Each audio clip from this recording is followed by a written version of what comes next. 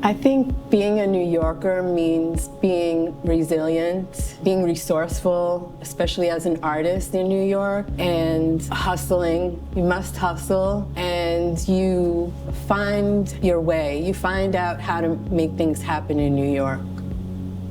I was working as a fashion designer for some time independently with my own label. And then the reaction that I got from a lot of people was, oh, you're an artist. Initially, I wanted to distance myself from my work as a fashion designer and move into sculpture. And then I realized that I needed to take all of my skills, my knowledge, my materials with me into the work. And that's when everything really came together. It's been a lifetime of my experience coming into this work.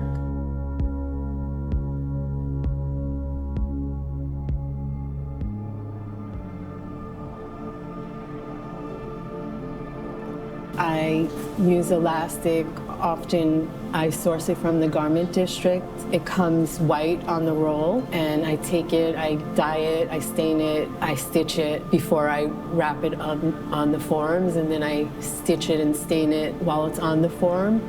Elastic was something I did use in fashion, but it's also used in medical fields. It's also used in the military. So it conjures up ideas of injury, restraint, control. I also use butcher hooks. They're used butcher hooks. And I also source other hooks that are used for parachutes. I attach straps to them and create tension within the works.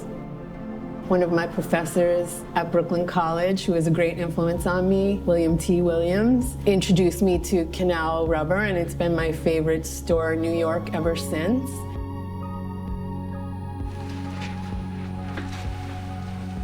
Can I take a look at this one? And I think this is the one. I like the color. I like that it feels like skin. My sculptures are soft and they have a lot of curves, but they also have hard parts, and I see the hard parts as bones. Some of the artists that have influenced me have been Eva Hesse, Louise Bourgeois, Hans Belmar. Their use of materials, talking about the body and the disfigurement of the body parts, limbs. In thinking about control and constraint, thinking about the body, not only from my experience as a fashion designer, but I think my experience as a woman, creating works that are bound and fragmented and stitched and twisted and distorted. I'm thinking about wounds, and I'm thinking about injury. As Cardinal himself emerges from his New York home to take part in solemn church rites. A lot of the inspiration in my work is that of the story of my grandparents. We found out after they had passed that they were a Catholic nun and priest, and they met in the church, and they found love, and ultimately fled. I say fled the church. I think about what their lives must have been like, and I bring that into my sculpture. In thinking about church architecture, I began making these church steeples.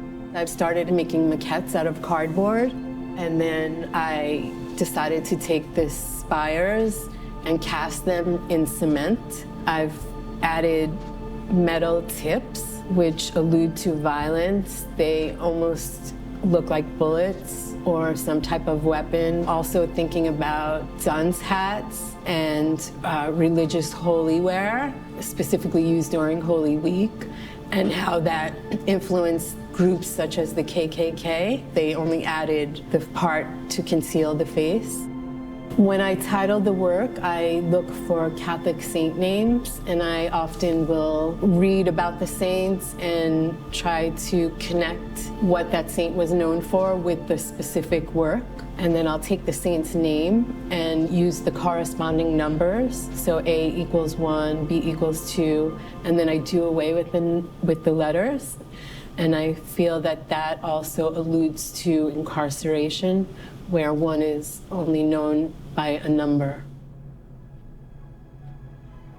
My work is very labor intensive. I definitely have an emotional connection to the work, especially spending so much time with it, figuring it out, fighting with it mostly. It is a form of torture, physically and emotionally.